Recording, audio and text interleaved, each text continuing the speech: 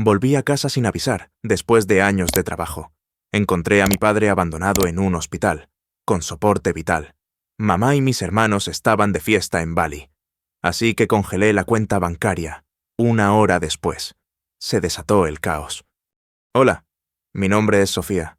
Llegué sin avisar, después de años de trabajar, años de enviar dinero, sin faltar nunca a una llamada cuando necesitaban algo. Pero cuando llegué a casa, no había nadie, ni luces, ni voces, solo silencio. Y mi padre, abandonado en un hospital con soporte vital, mientras mi madre y mis hermanos tomaban cócteles en Bali. Así que hice lo único que me quedaba. Congelé la cuenta bancaria. En menos de 1 hora. Se desató el caos. Pero eso fue solo el principio. ¿Qué clase de familia le hace eso a alguien a quien dicen amar? El taxi aminoró la marcha mientras girábamos hacia el barrio. Un rincón del viejo Sacramento que no había cambiado en años. La calle de mi infancia todavía tenía esa quietud. Aceras con grietas finas, porches con mecedoras que apenas se movían, y jardines delanteros llenos de historias que ya nadie contaba. Al pasar la casa de la esquina, donde la señora Green solía regar su jardín en bata, algo se me apretó en el pecho. Ese jardín ya no estaba. Solo grava y un flamenco de plástico. Miré la pequeña bolsa de regalo sobre mi regazo, los bordes ya gastados por el vuelo. Dentro había un sobre con dinero en efectivo y una botella de la colonia favorita de mi padre. Lo había envuelto yo misma. Una noche, después de un doble turno en Seattle, imaginando su cara cuando lo sorprendiera. «Aquí, de acuerdo», preguntó el conductor, deteniéndose frente a la casa. «Sí, aquí está bien», murmuré, buscando mi cartera. La casa parecía más pequeña de lo que recordaba. Quizás eran los años, o quizás solo la ausencia de calidez. No había luces, ni una corona en la puerta, ni olor a canela o cerdo cocido a fuego lento en la cocina. Solo silencio y aire inmóvil. Salí, la grava crujiendo bajo mis botas, y me quedé mirando los escalones delanteros que una vez fueron escenario de charlas nocturnas con papá, o de largas despedidas cuando me fui a la universidad. La luz del porche no se encendió. Toqué el timbre. Esperé. Llamé a la puerta. Nadie respondió. Revisé mi teléfono. 2 barras. Intenté llamar a mamá. Directo al buzón de voz. Llamé a Lucas. Nada. Lo intenté de nuevo. Todavía nada. Mis dedos se quedaron sobre el teclado. Quizás estaban dormidos. Fuera. Haciendo compras. Dando un paseo. Pero algo en la quietud no estaba bien. El tipo de quietud que no solo significa ausencia. Significa abandono. Volví a la acera, tratando de respirar. Al otro lado de la calle, una mujer empujando un cochecito saludó. Su rostro se iluminó mientras se acercaba a mí. «Hola, Sofía». Su voz se elevó con una curiosidad educada. «Vaya, ¿cuánto tiempo? Pensé que te habías mudado a Nueva York o algo así». «Seattle», corregí suavemente, tratando de recordar su nombre. Ella sonrió. «Cierto, cierto. Tu madre dijo que no habías vuelto en años». Asentí, sin saber cómo responder. «Pero no están en casa», añadió, ajustándose la bufanda. «Se fueron hace unos días. Tu madre dijo que iban a Bali. Pensé que habías ido con ellos». Parpadeé. «Bali». «Sí, un gran viaje familiar de Navidad. Dijo que necesitaban un descanso». Inclinó la cabeza. «Espera, ¿no lo sabías?» El estómago se me encogió, pero logré una sonrisa forzada. «Supongo que no». La mujer parecía incómoda ahora, dándose cuenta de que algo no cuadraba. Además, espero que no sea nada grave, pero tu padre ha estado en el hospital, ¿verdad? La ambulancia vino hace como 2 semanas. Pensé que lo sabías». Su voz se apagó, atrapada entre la preocupación y la confusión. Tragué con dificultad. «¿Hospital? ¿Cuál?» Frunció el ceño, pensando. «St. Jude's General. Creo, se desmayó en el patio. Los paramédicos dijeron que fue el corazón. Asumí que alguien te lo dijo». «Sí, gracias», murmuré. Ella me dedicó una sonrisa a medias, apologética, ajustó su cochecito y siguió caminando.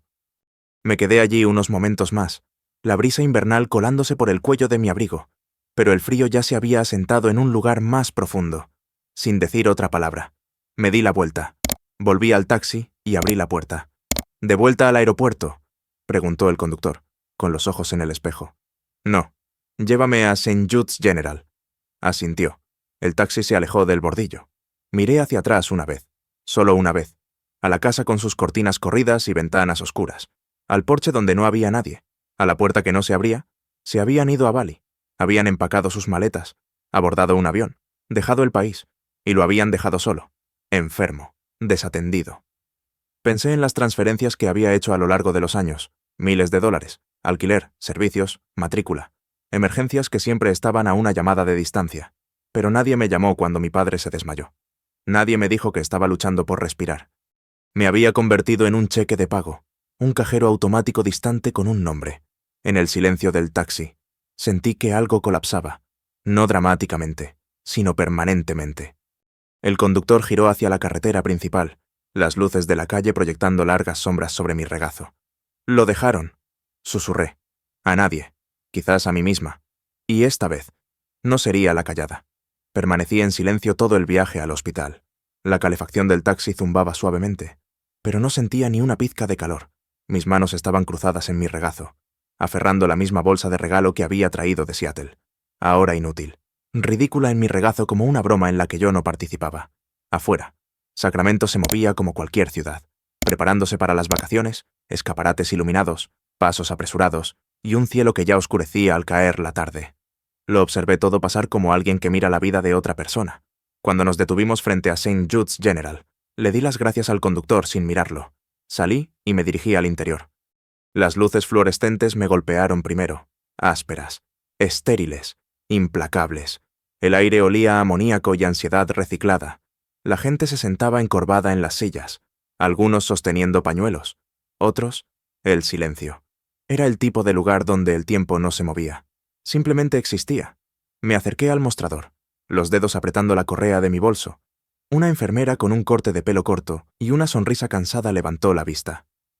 «Hola, busco a mi padre, Arthur Miller. Me dijeron que lo trajeron hace 2 semanas». Ella tecleó rápidamente, sus ojos escaneando la pantalla. Luego frunció el ceño. «Está en la UCI, 6º piso». Hizo una pausa. «¿Es usted familiar?» «Soy su hija». Sus labios se apretaron. «Nadie ha venido, ni una sola vez. Me alegro de que esté aquí». Me entregó un pase de visitante. Me dio las indicaciones y me dejó pasar. Los ascensores siempre parecían más lentos en los hospitales. Observé los números encenderse uno por uno, agarrando el pase en mi mano como si pudiera anclarme. Cuando las puertas finalmente se abrieron, entré en un pasillo helado por demasiado aire acondicionado y muy poca calidez humana. Habitación 623. El pasillo me pareció más largo de lo que debería, cada paso pesado, como si caminara hacia algo que no estaba lista para ver. Cuando abrí la puerta, al principio no lo reconocí. El hombre en la cama tenía las mejillas hundidas, la piel pálida, tubos en los brazos, un ventilador alimentándole el aliento rítmicamente. Su boca colgaba ligeramente abierta. Una banda pálida ataba suavemente una de sus muñecas a la barandilla lateral. Las máquinas emitían pitidos a intervalos constantes, como si fueran la única prueba de que todavía estaba allí. No me moví de inmediato, solo me quedé allí. Ese era mi padre. Siempre había tenido esa presencia constante, tranquila pero segura. El tipo de hombre que no decía mucho, pero te hacía sentir seguro solo con estar cerca, y ahora parecía un fantasma que alguien había olvidado llevarse. Di pasos lentos hacia él, arrastré la silla junto a la cama y me senté. Mis rodillas casi cedieron al hacerlo. «Papá», susurré. Nada. Solo el sonido del aire empujado dentro y fuera de sus pulmones por una máquina a la que no le importaba si él sabía que yo estaba allí o no. Extendí la mano. Vacilé. Luego coloqué mi mano suavemente sobre la suya. Su piel se sentía seca, fresca, frágil. «Soy yo», dije. Mi voz apenas audible. «Estoy aquí». Todavía nada. Las lágrimas cayeron, no de golpe, sino como una fuga lenta y obstinada. No sollocé, no temblé. Simplemente las dejé caer, una por una, silenciosas como el hombre frente a mí. Me quedé allí así durante quizás media hora, quizás más. El tiempo era irrelevante. Luego, la enfermera de la recepción entró en silencio. «No quería molestarla», dijo suavemente. Pero pensé que debería saberlo». Levanté la vista. Cuando lo trajeron, estaba inconsciente. No teníamos un contacto de emergencia listado. Solo un número. Lo llamamos varias veces, pero nadie vino. Tragué con dificultad. «¿Recuerdas el número?» Ella asintió. Estaba listado bajo cónyuge. Asumimos que era su esposa, Eleanor. Por supuesto, mi madre lo había sabido, y no había hecho nada. «¿Cuánto tiempo lleva así?», pregunté. «2 semanas ayer. Una vecina llamó al 911 Dijo que se desmayó afuera tratando de traer las compras. ¿Compras? Mi padre se desmayó tratando de cargar las compras. ¿Ha dicho algo? No, no desde que llegó. Tuvo un derrame cerebral leve que, combinado con su edad de hipertensión no tratada, su condición es delicada. Hizo una pausa. Si no hubiera venido, su voz se apagó. No necesitaba terminar la frase. Asentí y le di las gracias.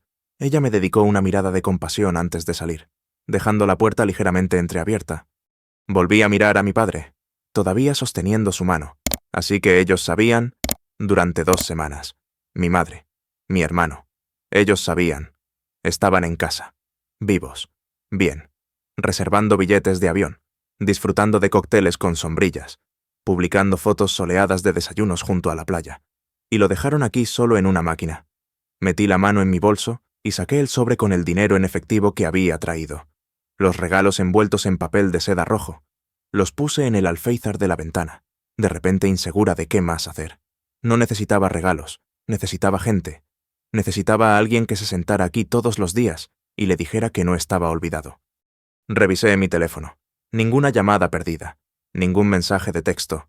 Ni una sola persona había notado que estaba en la ciudad. Ni un solo miembro de la familia había intentado comprobar cómo estaba. Probablemente seguían en Bali, sorbiendo de cocos huecos y hablando de lo mucho que hacían por esta familia.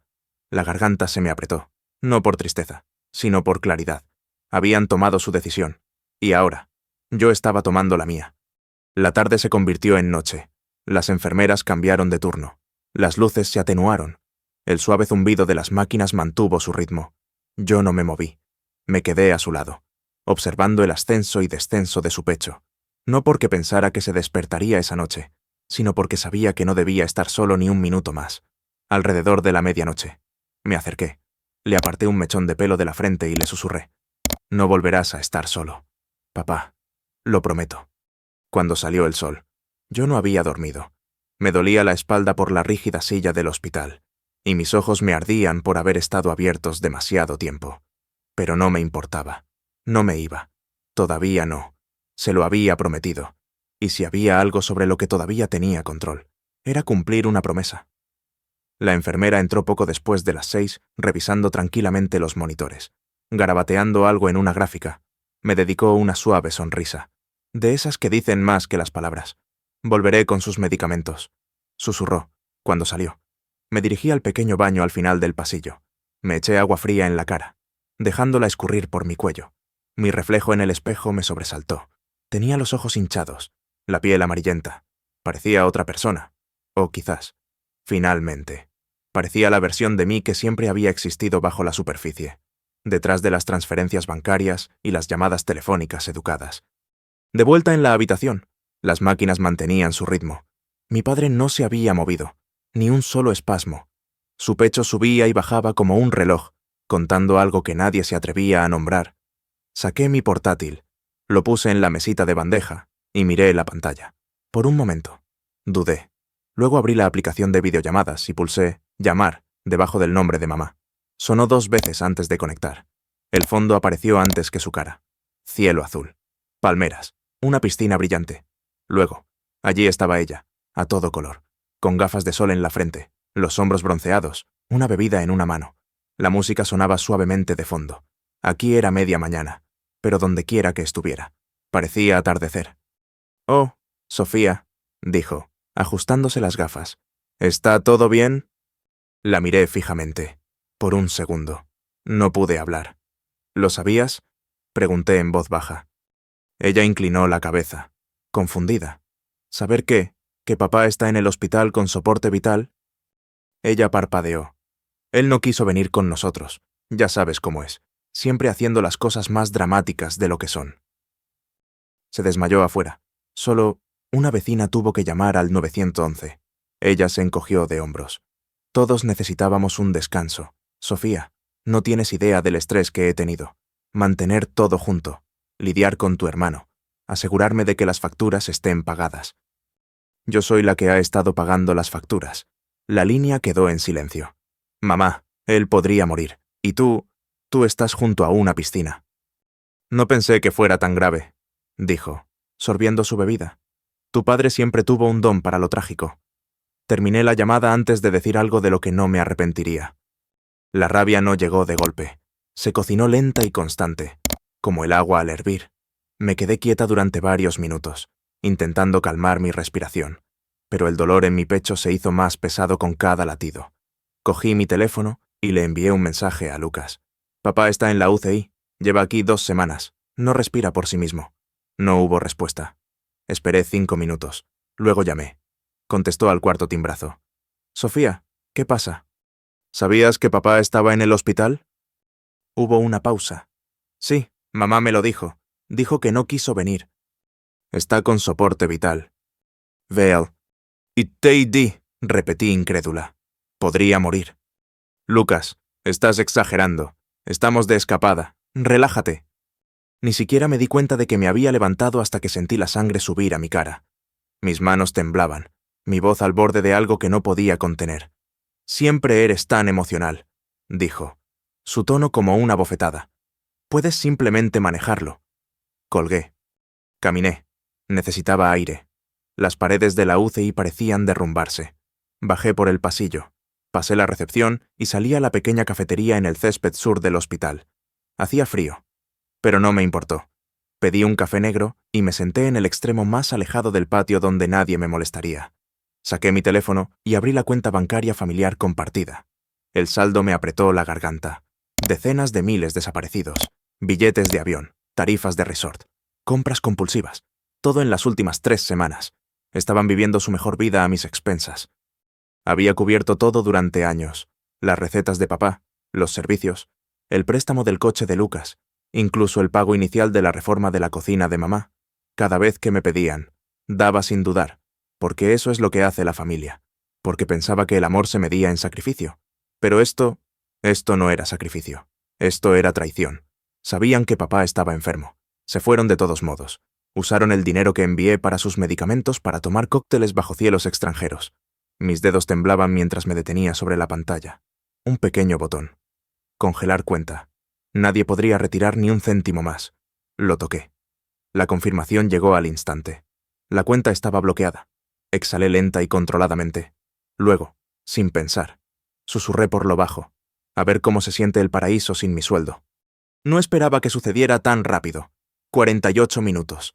Para ser exactos, eso fue lo que tardó después de que congelé la cuenta. 48 minutos de silencio. Y luego el teléfono empezó a zumbar. 4 llamadas perdidas de mamá. 6 de Lucas. 2 de un número internacional que no reconocí. Probablemente el gerente del resort, o quizás algún conserje acostumbrado a besar los pies de los huéspedes engreídos. Los buzones de voz eran urgentes, incluso maníacos. Sofía, algo anda mal. Mi tarjeta no funciona. Necesito que llames al banco. ¿Por qué estás haciendo esto? Estamos varados aquí. Lucas tuvo que poner el hotel en espera con su tarjeta de crédito. Llámame de vuelta. No devolví la llamada. No escuché el resto. Solo observé la pantalla encenderse como una baliza de advertencia, una señal intermitente de su desmoronamiento. Era la primera vez en años que tenía algo sobre ellos, y no pensaba cederlo. Caminé hacia la sala de espera del hospital con pasos lentos y firmes. Las puertas automáticas se abrieron con un silbido, dejando entrar una suave brisa del patio exterior. Dentro, el aire era fresco y seco, demasiado silencioso para el caos que registraba mi teléfono. Encontré un asiento junto a la ventana. Dejé mi bolso a un lado y abrí mi portátil. Abrí la cuenta bancaria compartida y revisé el historial de transacciones. La lista era interminable. Billetes de avión a Bali. 3. Paquetes de spa reservados a nombre de Lucas. Cenas de 5 estrellas. Compras de lujo. Un cargo extraño de una joyería en San Francisco. Otro de una boutique de electrónica de la que nunca había oído hablar. Todo del fondo familiar. El fondo que yo reponía mes tras mes, porque alguien siempre tenía una razón. Papá necesitaba recetas. La matrícula de Isabella estaba atrasada. La factura de la luz era alta. ¿Puedes enviar un poco más este mes? Cariño, solo hasta que las cosas se normalicen. Preguntaría mamá. Las cosas nunca se habían normalizado. Yo era el agente normalizador. Miré la pantalla, con la mandíbula apretada. Ese no era dinero familiar. Era mío. Mis horas extras, mis vacaciones omitidas, mis cenas de ramen y sándwiches de mantequilla de cacahuete cuando ahorraba para que ellos no tuvieran que pasar apuros. Y mientras yo estaba sentada bajo luces fluorescentes, junto a una máquina que respiraba por mi padre. Ellos estaban tomando copas con sombrillas. Cerré el portátil y exhalé. No salió ningún sonido, solo una presión que se liberaba lentamente. De vuelta en la UCI, caminé más lento que antes. Mi cuerpo se había ajustado al peso de saber. Saber que habían mentido.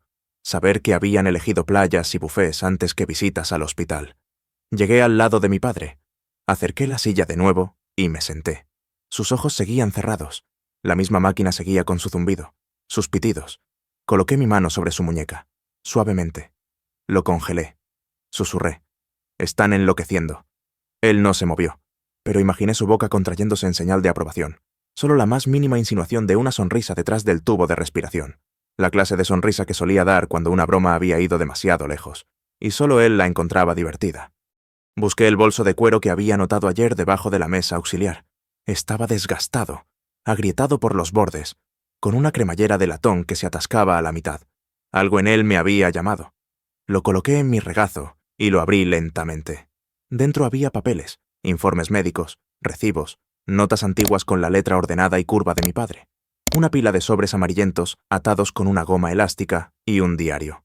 La cubierta de cuero estaba suave por el uso. Lo abrí por alguna parte cerca del final y hojeé páginas de escritura. Pensamientos diarios, algunos legibles, otros garabateados y tachados. Su pluma había presionado fuerte contra el papel. Las palabras grabadas con una especie de frustración silenciosa. Cerca de las últimas páginas, lo encontré. Una sola entrada. Corta. Clara. Si Sofía viene, no le digas. Déjala que lo vea con sus propios ojos. El resto de la página había sido arrancado con cuidado, intencionadamente. Me quedé sentada allí, el diario en mi regazo, la mano de mi padre todavía en la mía, y miré esa única frase. Él sabía. Sabía que me ocultarían la verdad. Sabía que vendría de todos modos. Esa frase no se sentía como una nota. Se sentía como un desafío. Una provocación para ver más allá de la versión de la familia que me habían vendido y adentrarme en la que había echado raíces a mis espaldas. Una enfermera pasó por la puerta y se asomó. Me vio sentada con el diario y asintió cortésmente. Cerré el libro y lo puse suavemente de nuevo en el bolso. «Papá», susurré, mi garganta apretándose. «Sabías que me ocultarían esto, pero también sabías que yo vendría». Me quedé sentada mucho después de que el diario estuviera de nuevo en el bolso. La luz del día se había desvanecido, y el resplandor artificial de las luces del pasillo proyectaba un brillo amarillento sobre el pulido suelo del hospital, desde donde estaba sentada. Podía oír el débil sonido de un niño llorando en algún lugar del pasillo, y el pitido de otra máquina, quizás en otra habitación donde alguien más esperaba no estar solo esa noche. El zumbido de mi teléfono me devolvió al presente. Se iluminó de nuevo. Lucas, luego mamá, luego un número que no reconocí. La pantalla parecía un panel de pánico en una puerta de aeropuerto. Cada llamada. Una nueva puerta cerrándose. No respondí a ninguna de ellas. En cambio, salí del ala de la UCI y me dirigí a la sala de espera familiar, una habitación con sofás marrones y café rancio, donde las malas noticias a menudo esperaban cortésmente detrás de las cortinas. Me senté en la esquina, enchufé mi teléfono a la toma de corriente de la pared y abrí mi aplicación bancaria. El bloqueo se había completado. Todas las tarjetas vinculadas estaban ahora inactivas. La cuenta decía: estado, bloqueada, acceso solo para el propietario. Llamé al banco para confirmar. El representante verificó todo, después de algunas preguntas de seguridad. ¿Desea volver a habilitar el acceso para otros titulares de tarjeta?, preguntó. No, solo para mí. Entendido. Solo usted puede reactivarlo ahora. Colgué y puse el teléfono en mi regazo, con la pantalla hacia arriba. Vibró de nuevo antes de que pudiera siquiera dejarlo. Mensaje de voz de mamá. Lo reproduje en parte por curiosidad, en parte por saber exactamente cómo sonaría. Sofía, ¿qué estás haciendo? Mocosa desagradecida. Te di la vida y así me lo pagas. Tu padre se avergonzaría. Te crié mejor que esto. Arréglelo ahora. Lo reproduje una y otra vez. Cada vez el tono golpeaba más fuerte que las palabras. No había pena en su voz, ni preocupación, ni remordimiento. Solo indignación, como si me hubiera atrevido a perturbar la imagen que se había esforzado tanto en pintar de nuestra familia perfecta y funcional. Una en la que ella reinaba como la matriarca sufrida, Lucas como el primogénito leal, y yo la billetera que no se callaba. Sentí un calor subir por mi columna vertebral. Mis manos estaban frías, pero dentro de mí algo hervía. Ese mensaje de voz no era un grito de ayuda, era un arma. Y esta vez, no iba a dejar que me golpeara. Recogí mis cosas y caminé lentamente. deliberadamente de regreso a la habitación de papá. Las enfermeras estaban haciendo sus rondas nocturnas, bajando las luces, revisando las listas.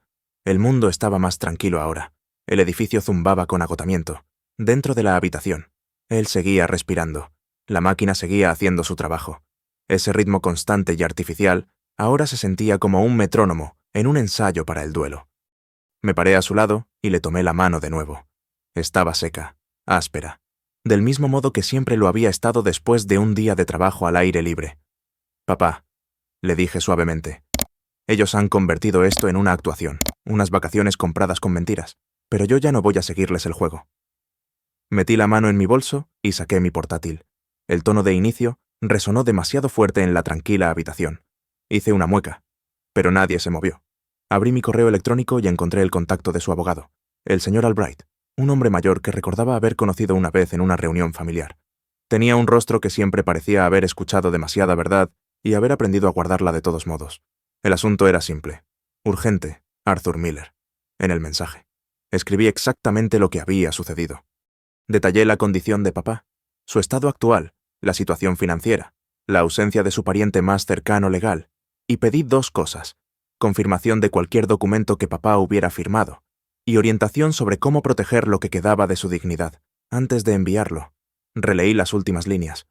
Lo usaron a él, y ahora quieren usarme a mí. No se lo permitiré. Ya no más. Pulsé enviar y me recosté en la silla. La máquina a mi lado pitó a su ritmo. Mi teléfono volvió a vibrar, pero no lo miré. En cambio, susurré. La mitad a papá, la mitad a las paredes, la mitad a la parte de mí que finalmente se había puesto de pie después de todos estos años. ¿Quieres pelear conmigo con culpa? Madre. Entonces prepárate para lo que la culpa no puede detener. A la mañana siguiente, me levanté antes de que saliera el sol. En realidad no había dormido. Solo me había sumergido y salido de momentos superficiales de descanso, sentada erguida junto a la cama del hospital de mi padre. La estación de enfermeras del exterior había atenuado sus luces durante la noche, y ahora zumbaba suavemente de nuevo a la vida, con el roce de los portapapeles y las tazas de café. Mi teléfono, en modo silencioso a mi lado, se iluminó con una notificación. Un nuevo correo electrónico, el remitente, Albright Law Offices. Lo abrí inmediatamente, con el corazón latiéndome con fuerza contra las costillas. Sofía, su padre dejó una directiva en nuestra oficina hace 2 meses.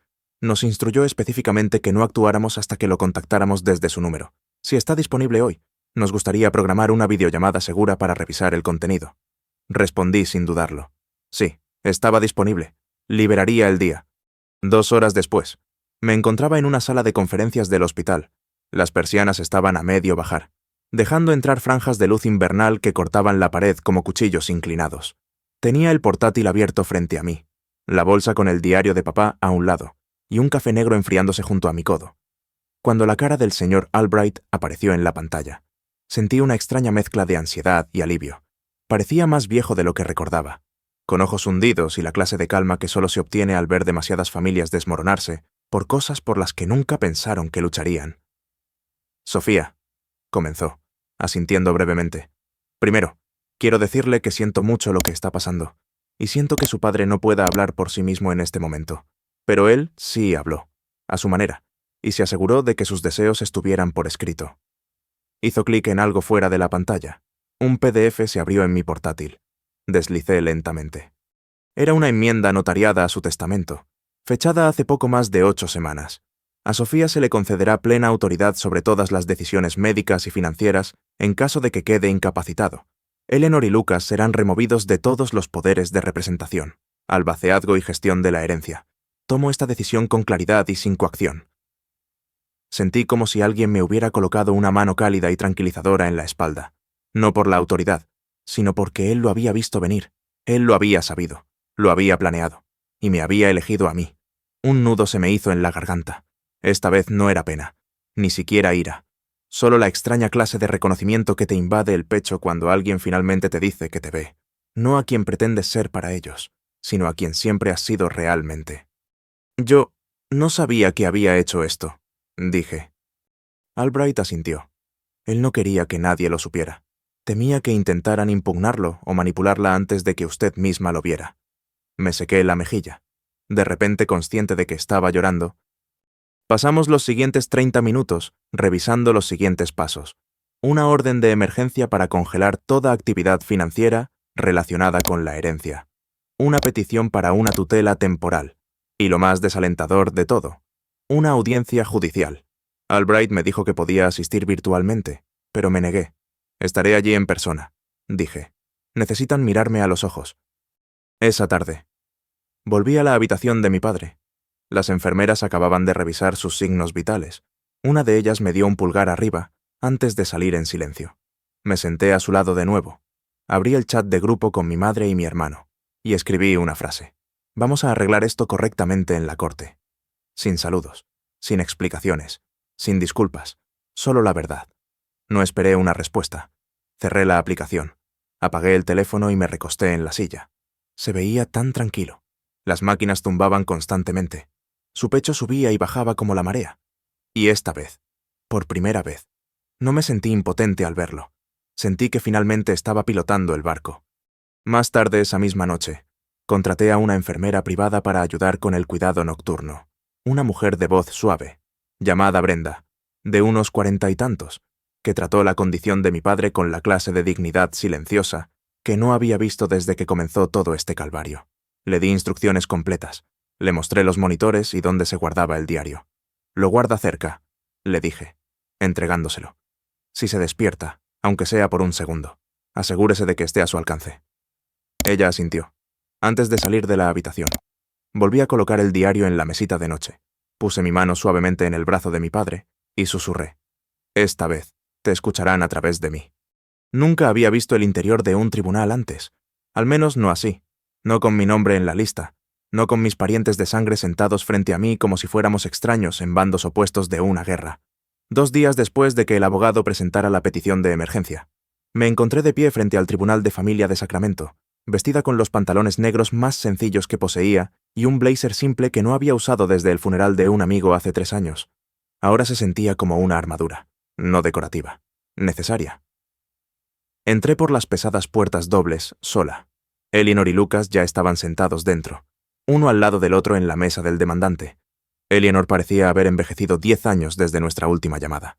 Su maquillaje era impecable, pero sus manos se movían nerviosamente en su regazo. Lucas se masticaba el interior de la mejilla, un hábito que adquirió en la universidad cuando se ponía nervioso durante los exámenes. No estaban acostumbrados a estar a la defensiva. Su abogado, un hombre con un traje gris caro y un corte de pelo demasiado impecable para confiar en él. Me echó un vistazo y luego desvió la mirada. Tomé asiento frente a ellos y no volví a mirarlos. El alguacil llamó a la sesión al orden. Presidió la jueza Evelyn Chase, 60 y tantos, ojos penetrantes y la postura de alguien que no toleraba tonterías. Bien, necesitaba a alguien como ella hoy. Al abrirse la audiencia, el señor Albright comenzó exponiendo los hechos, la condición de mi padre, la cronología de su hospitalización, la falta de visitas familiares. Luego vinieron los detalles financieros, registros detallados de retiros, cargos no autorizados y el desglose de quién tenía acceso a la cuenta compartida. Me senté inmóvil, con las manos cruzadas en el regazo, los ojos fijos solo en la jueza. Luego, fue el turno de Lucas. Se puso de pie, se abrochó la chaqueta como si estuviera en una presentación en una sala de juntas, y se lanzó a la actuación de su vida. Su señoría. Comenzó con suavidad. Mi hermana siempre ha sido intensa. Ha tenido problemas emocionales en el pasado. La hemos apoyado cuando se ha desahogado. El señor Albright se levantó de inmediato. Objeción irrelevante, incendiario e infundado. La jueza levantó una mano. Señor Miller, dijo, mirando directamente a Lucas, hablará solo de los hechos y lo hará con respeto. Se sentó, con la mandíbula temblándole. Albright le entregó a la jueza una copia impresa del correo electrónico que Lucas había enviado a nuestra familia extendida el día anterior. En él, Lucas me acusaba de manipular la condición de papá para tomar el control de la herencia familiar y me llamaba inestable y emocionalmente peligrosa.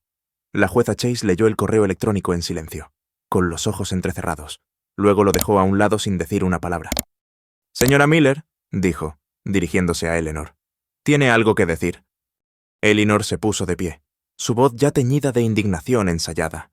«Yo crié a esa niña, la llevé durante 9 meses, pagué sus aparatos, sus clases de ballet». «Señora Miller», interrumpió la jueza, No estamos aquí para discutir ballet. Usted ha sido nombrada en registros financieros vinculados a decenas de miles de dólares retirados de una cuenta destinada al cuidado de su esposo. Eleanor abrió la boca. La cerró. Fuera del juzgado, el mundo no esperó. Para cuando hicimos una pausa para el almuerzo, una reportera local se había enterado de la audiencia.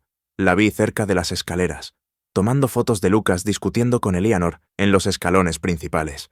Él gesticulaba salvajemente. Ella se dio la vuelta, agarrando su bolso como si fuera a morderla. Más tarde esa noche, alguien me envió el enlace, una foto de ellos en medio de la discusión, ambos visiblemente nerviosos. El titular decía: pelea familiar, acusan a hermanos de robar la herencia de su padre mientras vacacionaban. Un post anónimo de Reddit siguió: niños ricos dejaron morir a su padre mientras volaban en primera clase a Bali. La hija les corta el grifo de las tarjetas. Se hizo viral antes de la cena. De vuelta en la sala del tribunal, el ambiente había cambiado. La jueza revisó los documentos finales, la enmienda notariada de mi padre, los registros financieros y la confirmación de su condición actual. Me miró. Señorita Miller, dijo, basándome en la evidencia proporcionada y la ausencia de cualquier oposición legal o médica, le concedo la tutela plena sobre los asuntos médicos y financieros de su padre. No parpadeé. Eleanor y Lucas Miller, continuó. Se les prohíbe el acceso a cualquier activo o decisión relacionada con el señor Arthur Miller sin la aprobación previa de este tribunal. ¿Entienden? Lucas miró al suelo. Eleanor cruzó los brazos y miró al frente. No sonreí. No me regodé. Solo asentí y me levanté. ¿Recogiendo mis cosas? Afuera. El aire frío me mordía la cara. El estacionamiento del tribunal estaba medio vacío. Llegué a mi coche. Abrí la puerta y me detuve cuando mi teléfono volvió a vibrar. Llamada entrante. Eleanor. La dejé sonar. El teléfono sonó hasta que se detuvo. Me quedé de pie junto a mi coche en el estacionamiento del tribunal, con las llaves en la mano, observando cómo la pantalla se ponía negra. No necesitaba escuchar lo que Eleanor tuviera que decir. No quedaba nada que ella pudiera explicar, justificar o convertir en culpa. Esa parte de nuestra dinámica, la versión en la que les debía suavidad después de la traición, había sido cortada, limpia como el cristal. 2 semanas después, me encontré frente a un salón alquilado, escondido detrás del jardín de veteranos local. No era grandioso ni demasiado formal. No había cuerdas de terciopelo ni podios dorados. Solo un espacio simple rodeado de viejos robles y hierba dormida por el invierno, con una vista del mismo horizonte de Sacramento que mi padre había mirado cada vez que daba su paseo vespertino. La habitación interior estaba tranquila, pacífica. Una única mesa de madera en el frente mostraba una foto de mi padre con su uniforme de gala del ejército, tomada antes de que yo naciera. Junto a ella estaba la declaración de misión enmarcada de la nueva fundación que había creado, el Fondo de Dignidad Arthur Miller, una organización sin fines de lucro en su nombre, construida con lo que quedaba del patrimonio congelado, destinada a apoyar a pacientes ancianos abandonados en hospitales, aquellos cuyas familias habían desaparecido o simplemente nunca se preocuparon. No necesitaba una gran junta directiva ni aplausos públicos. Necesitaba que algo existiera en su nombre que ninguno de ellos pudiera borrar. Había presentado los papeles yo misma, trabajado con un abogado para hacerlo legítimo. Publicamos el anuncio en línea 3 días antes. La respuesta fue abrumadora. La gente compartió sus historias. Las enfermeras se ofrecieron como voluntarias. Las donaciones llegaron de extraños que no conocían a mi padre, pero conocían la soledad de ser olvidado. En la pequeña ceremonia conmemorativa, solo 7 sillas estaban ocupadas. 2 enfermeras que lo habían cuidado en la UCI, el señor Albright, la vecina que llamó al 911 esa noche, y uno de los compañeros de ejército de mi padre de hace 30 años. Había encontrado la publicación en línea y condujo 3 horas para estar allí. Ningún miembro de mi familia fue invitado. Aún así, vinieron.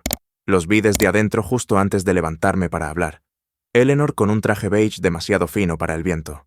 Lucas con un abrigo azul marino, el pelo engominado como si fuera a una reunión de la Junta. Al principio intentaron entrar casualmente, como si fuera otro evento público donde sus nombres en una lista de invitados se daban por sentados, esperados, pero la seguridad los detuvo. Lo siento, no está en la lista, dijo el hombre con firmeza y cortesía. Somos su familia, espetó Eleanor. Este es nuestro derecho. No, señora, es solo para invitados privados. Lucas intentó discutir, pero la puerta ya se estaba cerrando. No los miré cuando tomé el micrófono. No hacía falta. La gente que importaba ya estaba sentada. Nunca pidió mucho. Comencé, firme y clara. Era el tipo de hombre que encontraba paz en las rutinas simples. Café negro al amanecer, paseos por la tarde, crucigramas los domingos y presencia. Eso es lo que valoraba. No regalos, no extravagancia, solo presencia y dignidad. Hice una pausa. El peso de esa palabra, dignidad, se asentó en la habitación como una luz cálida. Hoy no se trata de tragedia, se trata de recuperar algo que nunca debió haber sido quitado. El derecho a ser visto, oído, recordado. Cuando bajé, nadie aplaudió, nadie lo necesitaba. Caminé hacia la parte trasera de la sala donde colgaba su vieja chaqueta en un perchero cerca de la salida. Era la misma que usaba en las mañanas frías. La tela descolorida en los codos. Un bolsillo cosido con un hilo ligeramente diferente. Metí la mano en mi bolso y saqué un trozo de papel doblado. Una nota que había escrito 2 noches antes, después de leer las últimas páginas de su diario una vez más. La metí en el bolsillo interior de la chaqueta y palmeé la costura para cerrarla. Tenías razón, necesitaba verlo yo misma, pero ahora lo veo todo. Después de que terminó la ceremonia, me quedé, observando a los demás dispersarse, aceptando algunos silenciosos agradecimientos, un par de respetuosos asentimientos. Finalmente, salí al atardecer que se desvanecía. El viento había arreciado. Caminé lentamente hacia mi coche, abriéndolo con un clic. Luego me quedé un momento, dejando que la quietud se asentara. Mi teléfono zumbó en el bolsillo de mi abrigo. Lucas. No abrí el mensaje de inmediato. Me senté primero en el coche. Encendí el motor. Pero no salí. Luego lo abrí. Lo hemos perdido todo. ¿Estás feliz ahora? Miré la pantalla por un largo momento. Escribí. Hice una pausa. Borré. Y luego le respondí. Nunca fuiste mío para perder. El apartamento ahora estaba más silencioso. Incluso los sonidos que antes me hacían compañía. El tráfico de Pine Street, el taconeo de mis vecinos en el pasillo. Se sentían más lejanos. No era el silencio lo que llenaba el espacio. Era la distancia. Una especie de desapego pacífico que no suplicaba ser roto. Junto a la puerta principal colgaba la chaqueta de mi padre. La había traído de Sacramento después de la ceremonia. No la lavé. No la doblé ni la guardé. Simplemente la colgué tal cual, todavía con el tenue aroma de su loción para después del afeitado y el aire frío de aquella última mañana bajo el roble. Cada vez que salía a comprar o volvía de un paseo, pasaba junto a ella. Nunca la tocaba, pero nunca la ignoraba. No era un monumento, era una presencia. La vida había adquirido un ritmo diferente. Ahora trabajaba a distancia, consultando por las mañanas y gestionando la fundación por las tardes. El Fondo de Dignidad Arthur Miller ya había atendido a 8 pacientes en su primer mes, proporcionándoles ropa de abrigo, gafas de lectura e incluso organizando apoyo al final de la vida para un veterano cuya familia no había devuelto ni una sola llamada. Me dio un propósito, pero no un escape. El duelo. Había aprendido. No se vuelve más silencioso. Simplemente construyes una vida a su alrededor con muros más gruesos. Ese martes por la mañana, después de actualizar nuestras hojas de cálculo de subvenciones y responder a la llamada de un donante. Me tomé un descanso para revisar la correspondencia de una semana. En su mayoría correo basura, una factura de servicios, un boletín de un refugio local, y luego un sobre sin remitente, escrito con una letra que reconocí al instante. Era de Eleanor. Lo abrí lentamente, no por curiosidad, sino por precaución. Dentro había un solo trozo de papel, sin saludo, sin despedida, solo 5 palabras en su cursiva inconfundiblemente elegante. Me equivoqué, te perdí. No había disculpa, en realidad no, ni intento de información de contacto, ni súplica de seguimiento, solo eso, y de alguna manera. Golpeó más fuerte que cualquiera de sus mensajes de voz gritando o sus ataques legales. Me senté con él un rato, luego me levanté. Caminé hacia el diario que aún estaba en mi estantería, el mismo que había leído junto a la cama del hospital de papá, y deslicé la nota dentro de la contraportada. Sin ceremonia, sin cierre. No pertenecía a la basura, pero tampoco pertenecía a mi pared. Más tarde esa semana, volví a visitar el jardín. El árbol había perdido la mayoría de sus hojas. Su corteza estaba más oscura ahora, húmeda por la lluvia invernal. Debajo, la placa con el nombre de papá seguía limpia, las letras firmes. Alguien había colocado una tarjeta laminada junto a la placa. Me agaché para leerla. Fuiste amado, incluso cuando te olvidaron. No había firma, nadie alrededor, solo ese mensaje clavado en la tierra con cuidado. No lloré, en cambio. Me senté un rato en el banco de madera cercano, respirando el aire húmedo y el aroma de los arbustos de romero cercanos. Cuando volví a casa, herví agua para el té y me dirigí a la cocina. Al alcanzar el armario, noté algo nuevo pegado a la nevera, una nota amarilla. con mi letra. Pero las palabras habían surgido sin que las buscara, escritas durante un momento de tranquilidad la noche anterior. Ama en voz alta, protege en silencio, aléjate cuando sea el momento. Pasé el dedo por el borde del papel, luego lo dejé donde estaba. No necesitaba ser profundo, solo necesitaba ser verdad, y en esa tranquila cocina, junto a la chaqueta que siempre sería suya, sentí que algo cambiaba. No una curación dramática, ni una gran liberación, solo una respiración, una profunda, una que ya no necesitaba contener. A veces, la familia no es quien comparte tu sangre, es quien aparece cuando importa. La historia de Sofía nos recuerda que el amor sin respeto es solo manipulación disfrazada. ¿Alguna vez te has sentido invisible en tu propia familia? ¿Qué habrías hecho en su lugar? Si esta historia te conmovió, no olvides suscribirte para más relatos reales que calan hondo y dicen la verdad. Tu voz importa aquí.